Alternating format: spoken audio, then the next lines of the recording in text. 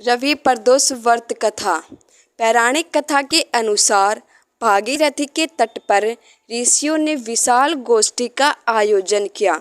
इस सभा में व्यास जी के शिष्य पुराण वेता सूत जी महाराज भी पधारे।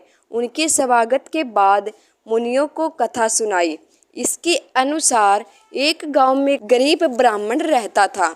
उसकी पत्नी प्रदोष व्रत किया करती थी। उसका एक पुत्र था। एक समय की बात है, वह पुत्र गंगा स्नान करने के लिए गया, लेकिन रास्ते में ही चोरों ने उसे घेर लिया। चोरों ने उससे उसके पिता के गुप्त धन की जानकारी बताने को कही। बालक चोरों से कहा कि हम लोग बहुत गरीब हैं, हमारे पास धन कहाँ से आएगा।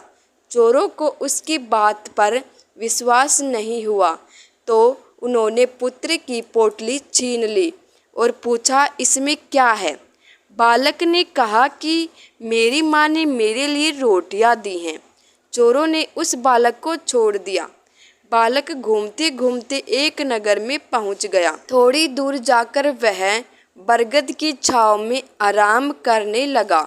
उसी समय उस नगर के सिपाही चोरों को खोजते हुए उस बरगद के पेड़ के पास पहुँचे और बालक को चोर समझकर बंदी बना राजा के पास ले गए। राजा ने उसे कारावास में बंद करने का आदेश दिया।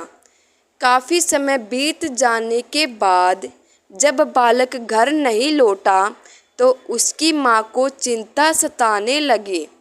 अगले दिन प्रदोष व्रत था।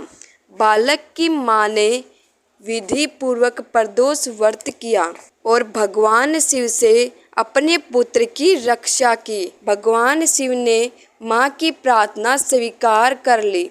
उसी रात भगवान शिव ने उस राजा को सौंपन में आदेश दिया कि वह बालक चोर नहीं है, उसे प्रातःकाल छोड़ दो, अन्यथा उसका सारा राज्य नष्ट हो जाएगा। सुबह होते ही राजा ने शिवजी की आज्ञा अनुसार उस बालक को कारावास से मुक्त कर दिया।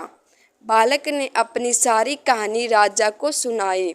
फिर अगले दिन उस बालक के माता पिता को राजमहल में बुलाया गया। राजा ने ब्राह्मण को 5 गांव दान में दिए। इसके बाद भगवान शिव की कृपा से ब्राह्मण परिवार आनंद से रहने लगा। इस तरह भगवान शिव के आशीर्वाद से उसके सारे दुख दूर हुए और राजयोग प्राप्त हुआ।